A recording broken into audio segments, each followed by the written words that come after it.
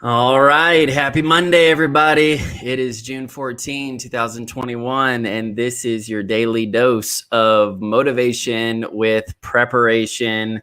My name is Peter, and I want to welcome you to Prepare to Go There. Guys, the very first episode of Prepare to Go There. This is pretty crazy.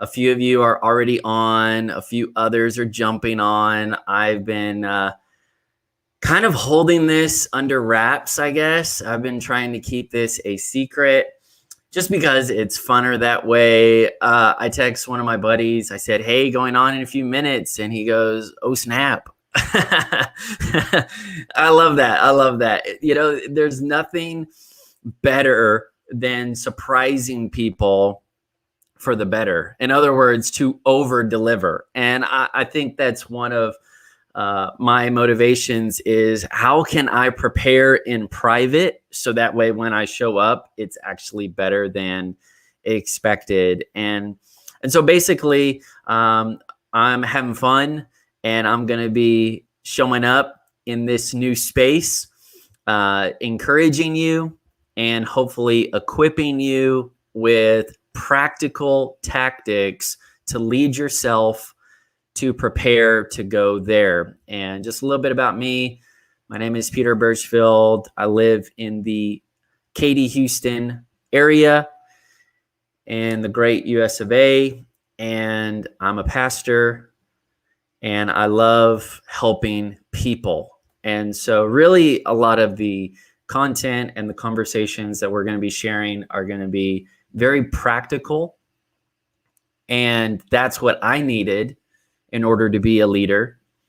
I needed to learn how to lead myself so I could lead others by example and then team up with others to lead through others with generational momentum in mind. So I'm having fun. I'm kind of winging it right now, but it is so important just to get started. I mean, why not today, right? I know it's a random Monday. I know you weren't expecting to make history, but here we are with a live stream making history. And so I thought it'd be fun just to jump on in an unsuspecting Monday and say, oh yeah, boom, let's launch something. Let's try something. Let's do something. And so that's what's going to be happening.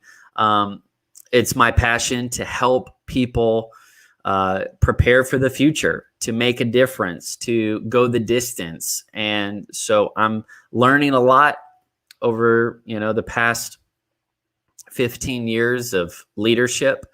And I want to pass that on to you. I can't fill your cup, so to speak, but I can and should empty my cup. All the things that I've learned, all the experience that I've earned, I just want to give it away and help you and resource you and encourage you.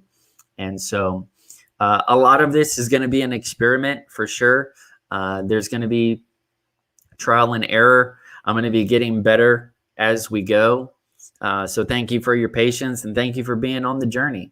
But this is what we celebrate, starting, taking that first step, making the move. I mean, that is a big deal in and of itself. And I'm going to be telling you a story about that in just a little bit. But before that, I want to honor our sponsors. No, I'm joking. I don't have any sponsors. But no, I just want to kick off this, I don't know what you call it, podcast, show, underground transmission. I know that I could put this out on YouTube, but I really wanted to do this on my website. I wanted to make it personal, and I want to reach out to a specific community of people. And I know that I want to share freely. And so that's what I'm going to be doing here. But today's topic is unforgettable advice from my father-in-law. Man, I love him. He's amazing. There's so many good things I could say about him already. But before that, I'm going to tell you a story. And so I want to show you a picture of my wonderful wife. Hey-yo. Y'all, I'm married up. I'm married, so way up. This is me and Sarah Joy. And Sarah Joy is my best friend, and she's amazing. And you can follow her on Instagram and YouTube, sarahjoy.tv. She is a designer. She's super creative, and she inspires me every day. These are just some fun recent pictures. Let's see here. Let me see if I can get the mouse. So this one was last year. And we were in North Carolina.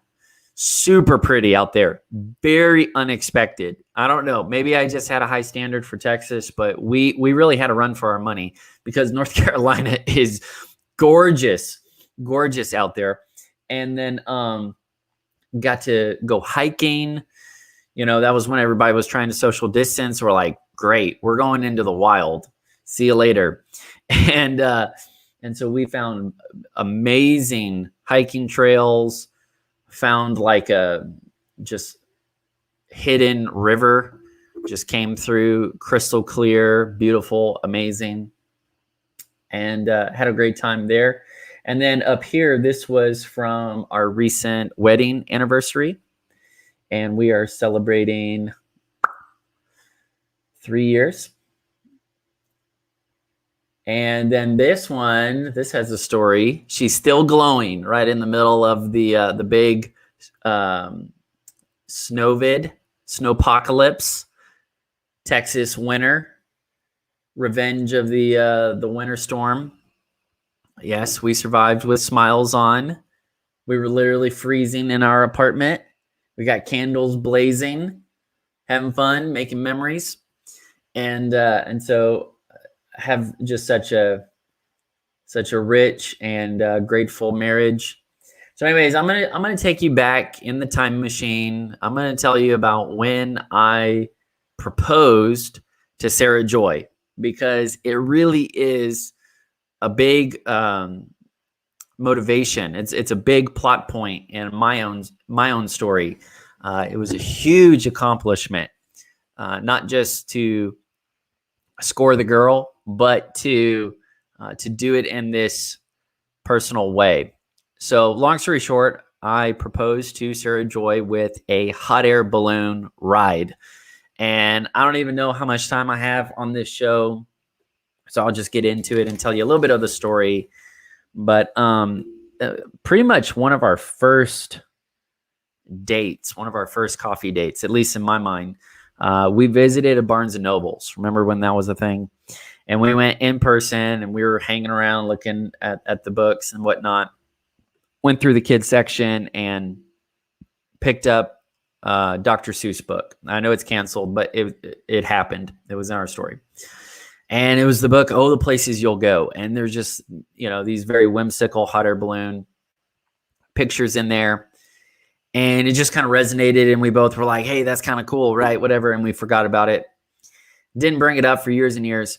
And then it was time to get hitched. I was like, man, how am I going to do this? I want this to be like a statement. You know what I mean? Like, to me, in my head, just the way everything has to like have like some sort of deeper meaning. You know what I mean?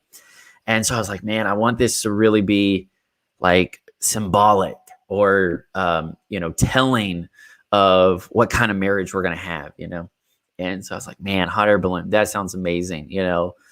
Larger than life, rare, exciting, adventurous, kind of windblown, not really sure where you're going to land. And, but just going for it, just having that adventurous attitude to life. And so I kind of made up my mind and just went for it. And started making plans, looked on the Google, and said, hot air balloons in my city, and something came up. And so like, well, that works. I sent, a message to that email address, and a reply came back. And I was like, man, this is happening. This is working. We're doing this.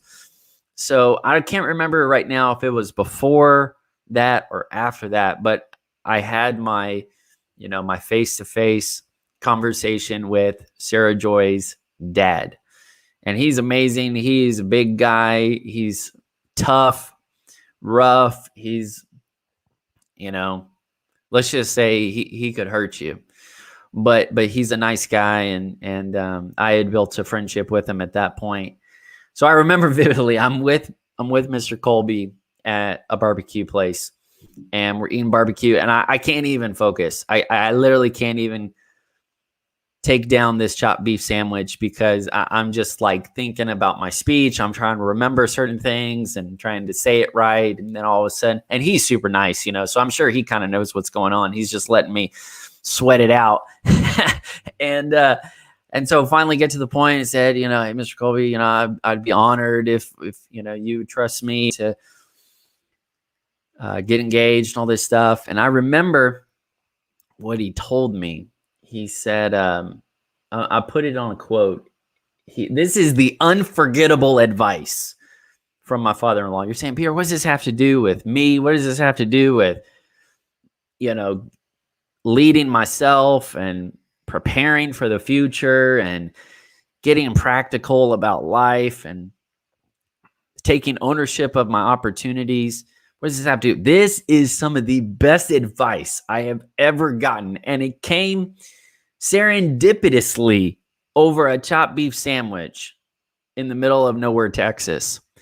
And here it was. He said, sure, Peter, go for it. You can get engaged with Sarah Joy. You can propose. But remember, Peter, you can't move a parked car. And he just had his own witty style, and he could just say things without saying things, if you know what I mean. And so this was his like low-key push. Peter, you've thought about it, you've overthought it, and now you just need to go for it. You can't move a parked car. It was the best advice I could have ever gotten. It was like a green light. And I realized, yeah, that's true. I won't have it all figured out. I just have to go for it. Like, what was I waiting on? I knew that I loved Sarah Joy, and I knew that it was about time. And so here I go. And so that's the motivation that led to, okay, how do I do this? How do I put this together? Came to a hot air balloon ride. So that's how I want to start this show. That's how I want to start this podcast, is by telling you, you are thinking about something right now way too much. In fact, you're probably overthinking it. And you'll know there's a big difference between thinking something over, like wisely and carefully. There's a big difference between thinking something over and overthinking something.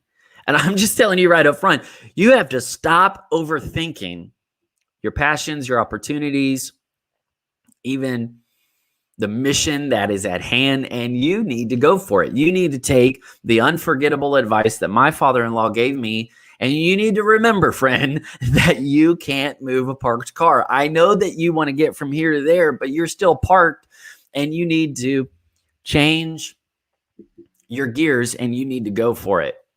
And it's so amazing that details start to take care of themselves when you're in motion. You have to get your decision-making in motion in order to figure out the next step. See, we're waiting for all of it to happen and then we go for it. But it won't happen like that. In fact, you can't predict what's going to happen next, but you can prepare for the outcome that you're expecting. And so you just have to have a prepared mindset and say, okay, like it or lump it, I'm going for this. And I've prepared my my emotions. I've prepared my bank account. I've prepared my self-talk, and I'm just going to go for this. And so I'm so thankful that we did. Now, we had made plans. I had talked to friends. We were all, in cahoots. We were ready to surprise Sarah Joy, although I know she probably wasn't surprised. And but the way that I proposed was definitely a win. I don't think she expected that. And in fact, one time she pinned me down. Literally, she pinned me down, like arm twisting, pinned me and said, "Hey, what are you doing?" And I said, let's go on a joyride. Let's just go on a joyride. Now, she probably thought that was a car trip. Maybe she thought it was like an airplane trip, but I had something else. I was thinking of a hot air balloon ride. And so I'm going to show you some video clips that I found on my computer just to be a bit nostalgic and to show you that this is real. This is a real story. This is not fake news. This really happened. Check it out. There we are. There we are right there in a beautiful hot air balloon. Let me replay that. So basically we blindfolded her, put her in a car, drove around trying to find a place to take off, finally found it. And then literally she had to jump out without knowing what was going on. She didn't even know that there was a hot air balloon being built behind her. And then she had to jump out, and the hot air balloon had already taken in so much, I don't know, hot air, whatever it is, that it was starting to lift off. And the pilot was yelling from outside, "We need your weight. We need your weight. You got to get in. You got to get in." And so sweet Sarah Joy, she had to jump out of the car with the blindfold taken off, the headphones taken out. She had to jump out, not knowing what was going on. She noticed, oh, wow, this is a hot air balloon. Oh, yeah, now I have to sign release waivers, and you got to go for it. And she jumped in, and she took off with me, and we've never come down since. So it was pretty hilarious and wonderful. Let me show you some more pictures. The funny thing is, I was talking to her dad. Oh, yeah. That's funny. I'm going to tell you that one again. So the funny thing is,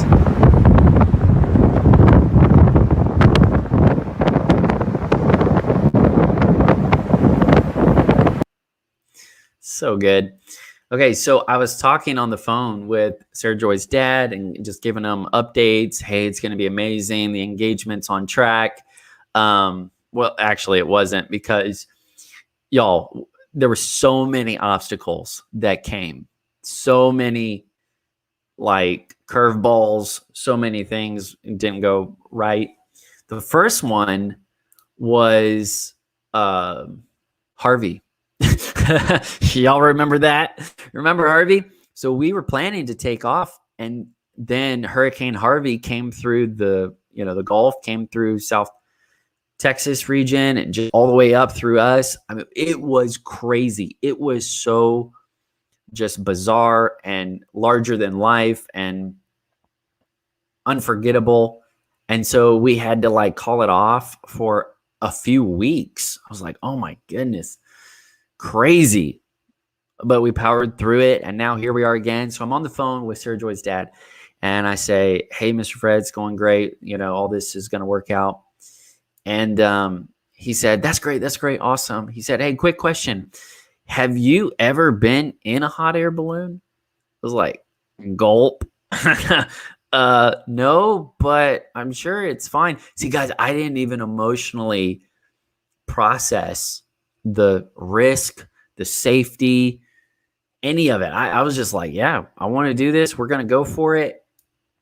And I think you have to have some of that safety, valve to process things with you. But you've got to just get things in motion, and then things will start to come up as you go. Long story short, it turned out very safe. It was very fun. But even when we get there, I mean, I'm talking on the phone with the pilot, and he's saying, I don't know if we can do this. The weather's not going to be good.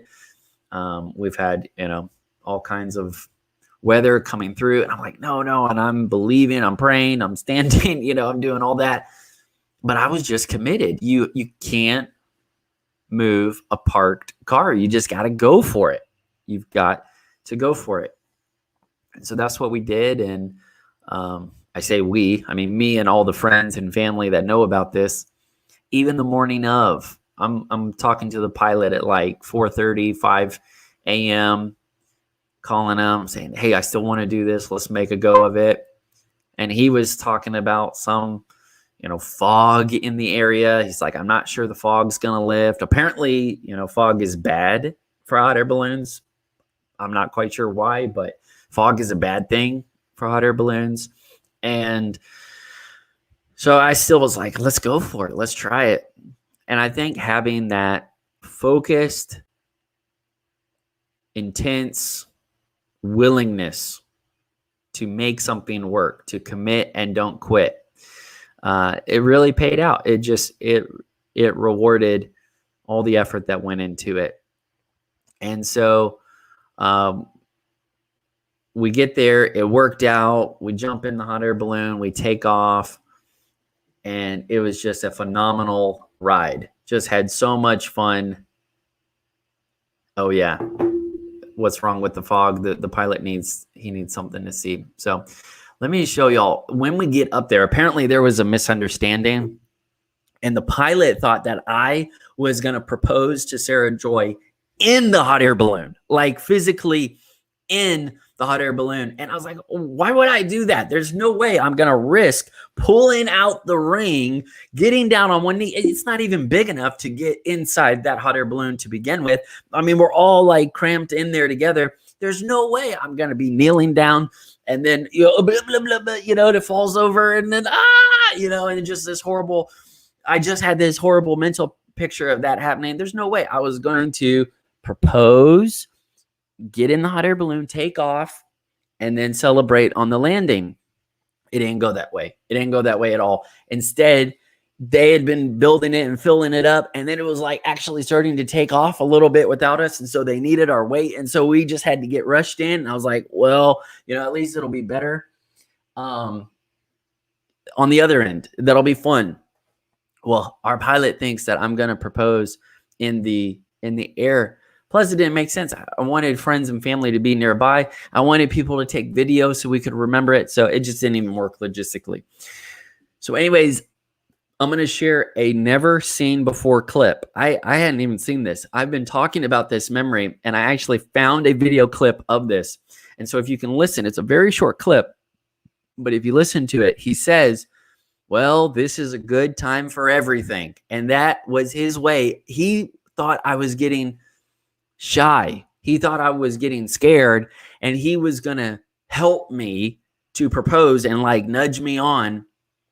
I was like, no way, I'm not doing this here. And we weren't really synced up on the plan, but this is hilarious. This is a real moment that happened. Now's a good time for everything. Let me play it one more time. Now's a good time for everything. Now's a good time for everything. That was his way of literally kicking me. He was kicking me with his foot, saying, go and do this. You need to go for this. I was like, I ain't doing this up here. Pretty view, but no, not doing it. So anyways, I was expecting we would land, whatever. I hadn't been in a hot air balloon before. I didn't know what it was going to be like. So I said, we're going to just land. People will be around. We'll celebrate. Man, they were chasing us in their cars. All of my friends and family, they were chasing us in the cars. Obviously the hot air balloon's going over roads and fields and houses and everything. So they're zigging and zagging. They're looking for us. It's like storm chasers. It was an amazing ride. And we tried to land a few times. Couldn't even find a place to land. Then we really had to land. And we crash landed in a pond. Like for real. We were in a hot air balloon on this, romantic engagement ride. And we ended up crash landing in a pond. And I think we got a clip of that. Let's see. That is the pond that we crashed into.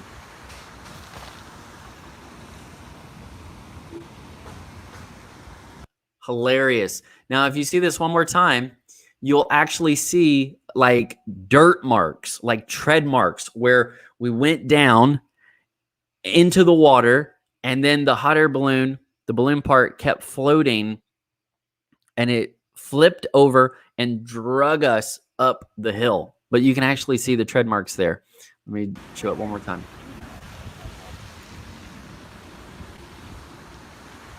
There it is, right there. Wow. So needless to say, it was an adventure. It was memorable. It turned out great. And I have no regrets. There's no way I could have predicted a perfectly timed precise engagement. And I think even if I did, it would have been worse off than the story we got. I love the story we got. I'm so proud of the story that we got.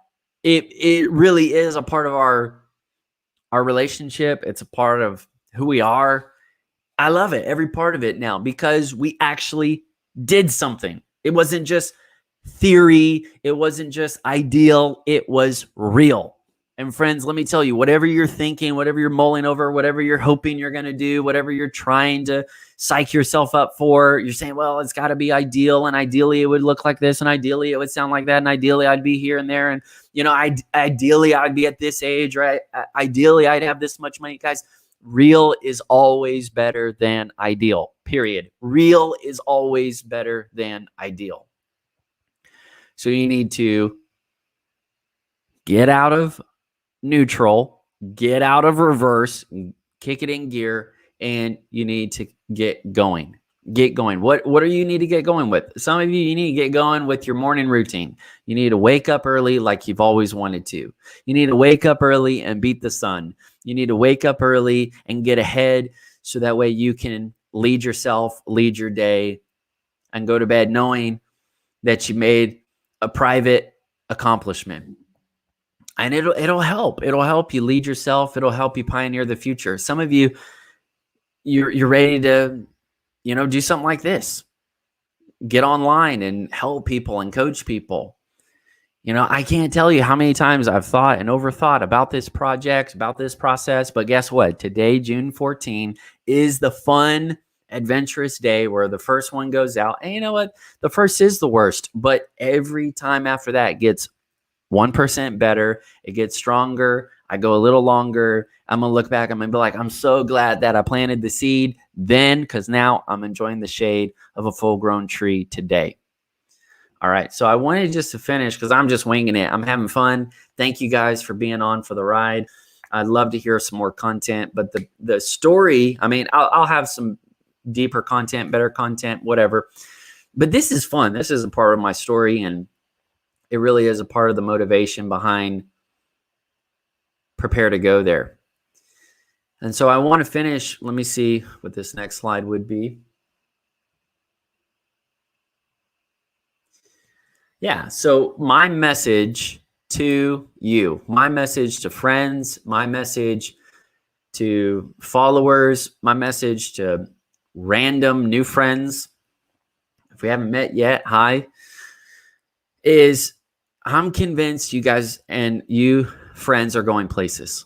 I'm convinced you're going to do amazing things. I'm convinced that you have the capacity and the potential and to just blow your mind, blow our minds. And we need that. We need you. We need what you carry. We need your gift. We need your purpose. We need you on mission. But it's not going to happen just by talking about it. It's not even going to happen just by, waiting for the perfect time.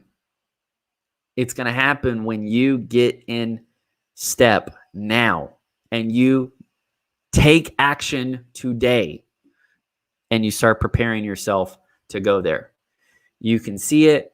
You can talk about it. You can wonder what it will look like, how it will go down, but you've got to start preparing today. Preparation time is never wasted time. Many rooms in a house, but the best room is room for improvement. Okay, so I wanted to finish right here at the 30-minute mark. You guys have been patient. I know the first round, everybody's just rooting for me. But I wanted to finish with some quotes about preparation. So important that we are taking advantage of the mundane Mondays in our life. And it's so important that we're using them. Let me see if I can share this tab. Give me just a second. Now, it'll be really cool. I can actually do comments at some point, but that just felt like sensory overload today.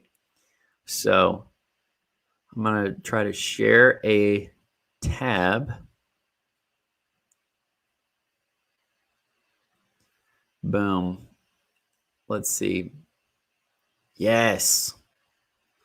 Okay.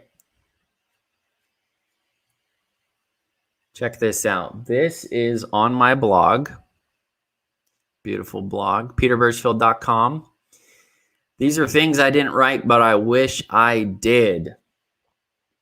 If I could give you one gift, and really this is why I'm going to keep showing up. This is why I'm going to bring fun conversations, valuable content, meaningful coaching.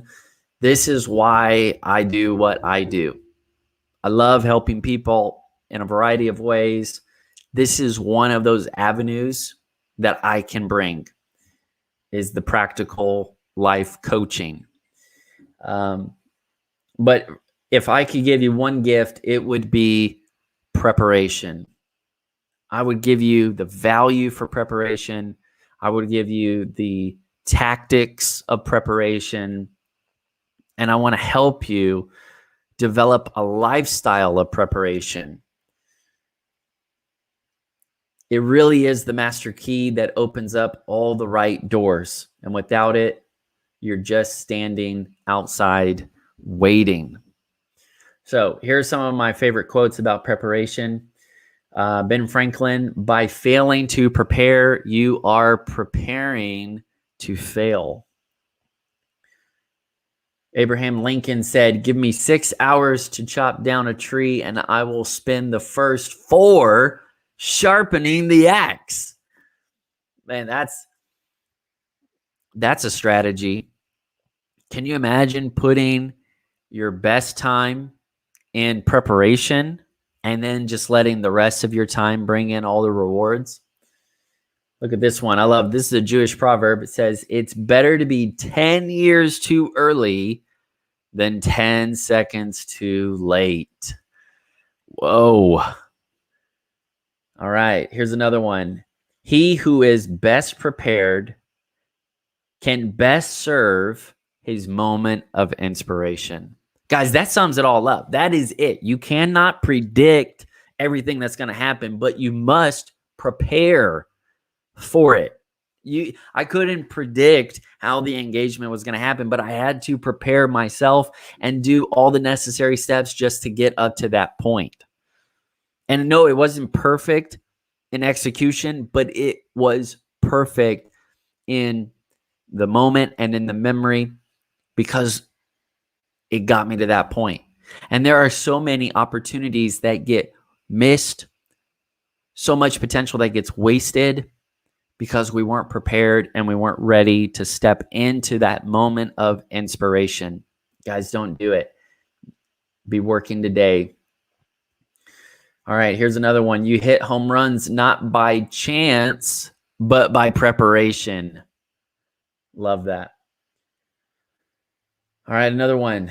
There is no shortcut to achievement. Life requires thorough preparation. And the veneer, the surface level stuff, all of the gimmicks, the veneer isn't worth anything. Guys, it's so important.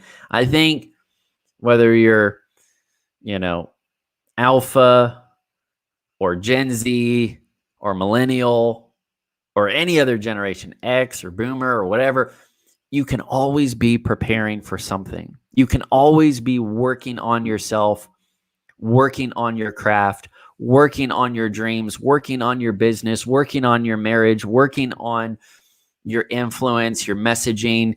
This is the heart and soul, the blood, sweat, and tears, the passion that makes the end result satisfying.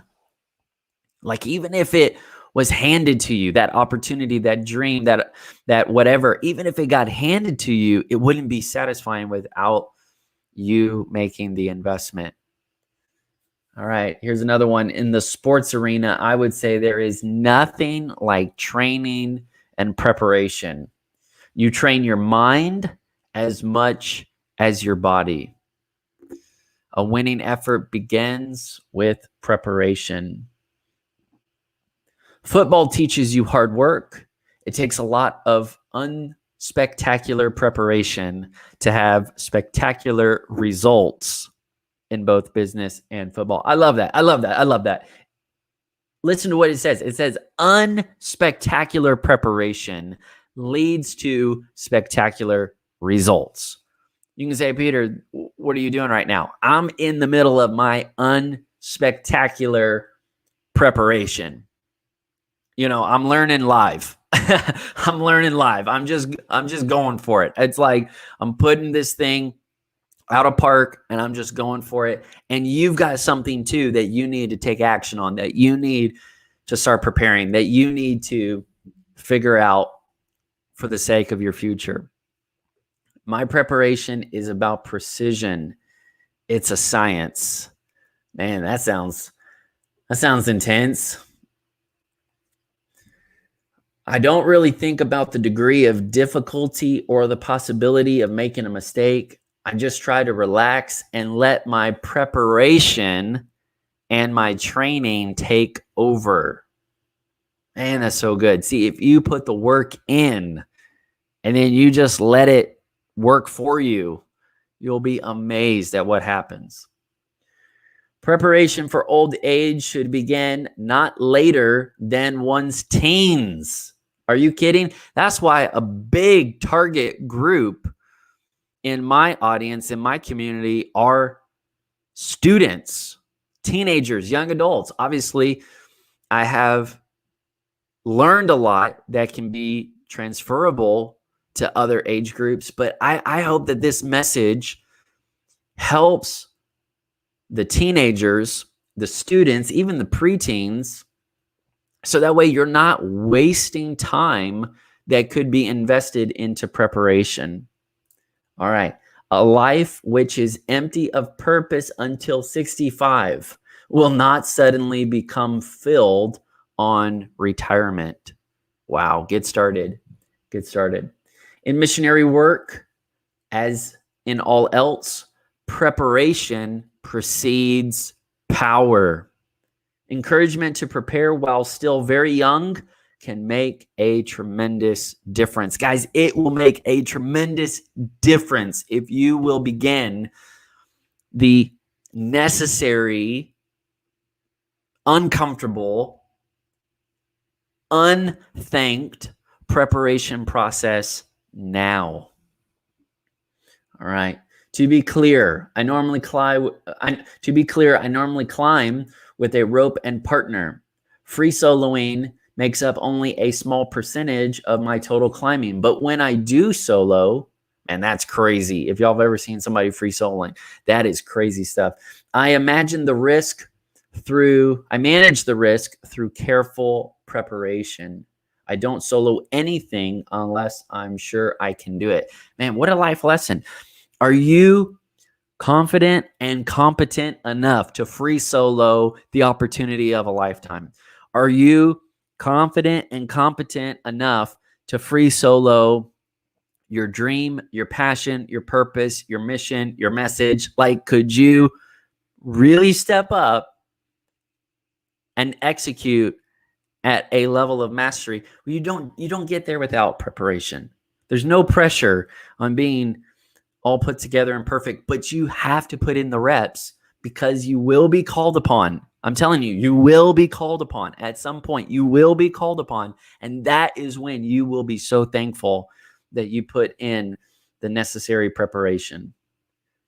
All right, I'm a big believer in the fact that life is about preparation, preparation, preparation. I believe in the magic of preparation. You can make just about any foods taste wonderful by adding herbs and spices. Experiment with garlic, cilantro. Man, this is making me hungry. Cilantro, basil, other fresh herbs on vegetables to make them taste great. What are they talking about? This is a cook. See, this applies to any area of your life. This will apply to any profession. This will apply to any backstory or project you're working on. They're talking about having all of the right ingredients prepared, having all the right ingredients set aside, ready to go. That is what allows you to improvise, to experiment, to get off the beaten path, to pioneer something new, different, needed. See, preparation. I don't know how many people are talking about this. That's why I am stepping up to sound this alarm, to make this message known. It's got to be broadcast to friends and family. It's got to be shared with young adults. It's got to be shared with students. It's got to be shared with professionals. It's got to be shared with people that are leaders of teams, businesses, ministries, movements. Like, are we willing to do things in private that prepare us when we're called upon in the future? All right. My life feels week to week incomplete to a level of being pointless if I'm not in preparation for the next play or ideally into it. In other words, you kind of feel weird and awkward if you're not putting in the work of preparation on a daily, weekly basis.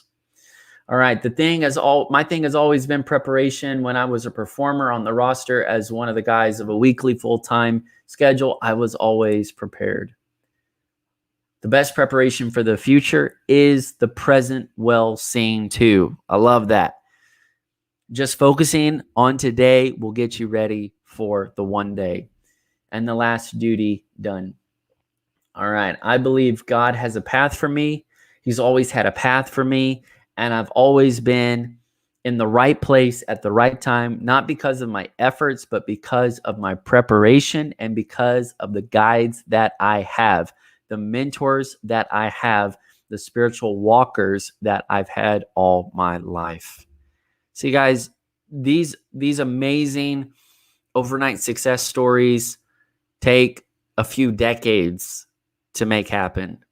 You got to be willing to go on the journey. You have to be willing to go through the process. You have to be willing to prepare. And when you embrace that, it's not something you have to do. It's something you want to do. It's something you get to do. And now you're enjoying the discipline. And then you show up and you can excel. So that is where I will land this plane. And we will be picking up tomorrow. It's my intention to practice daily, prepare to go there conversations, daily shows. I know it's crazy. I know it's kind of like a free solo feat, but I want to go for it. I want to try it. Even if I make a commitment that I can prove to myself that I've done it, but I believe that there will be valuable conversations, meaningful content, personal coaching that comes along the way. Now, why did I put this on my website? Because I want you to be a part of this community. I'm not just talking to this, faceless sea out there. I hope, I pray that people will take this content seriously, take these ideas seriously, and that they will go on a journey. Now, I had one more. Here we go. I had one more slide I was going to show you.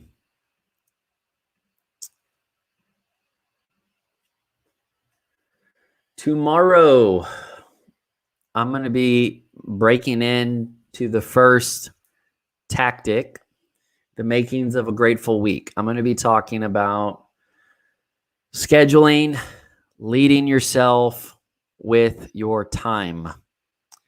It's one of the biggest game changers I've had. It's been one of the longest lessons I've had to learn, but I feel very grateful to have learned this lesson. And I am enjoying a new kind of lift and momentum, precision, and just another level of execution, not because of what's going on around me, just by figuring out how to lead myself and how to help others by example. So we'll be talking about the makings of a grateful week. Maybe you are still trying to figure out how to make a morning routine, or you're trying to figure out how to time block your day, your week. You're trying to incorporate big rocks and time blocks. Maybe you're trying to, put in the theme days. There's different tactics you can use, but I'm going to be taking this to a pretty ridiculous level of detail. I'm going to be showing you just how I intentionally design and intentionally navigate the days and weeks that I have. And what's amazing is the myth is it's not even super rigid. It's not a really rigid process. It's just about being clear about your values, being clear about your expectations, being clear about your constraints, being clear about all of the moving parts around you. It's about knowing the landscape of your life, and then putting it all together. So, guys, I think it is raining outside, and that is a perfect cue to finish this and to enjoy the evening with my sweet Sarah Joy. So I appreciate you guys. Remember, you're going places, so prepare to go there. Thanks so much for being a part of this charter debut show.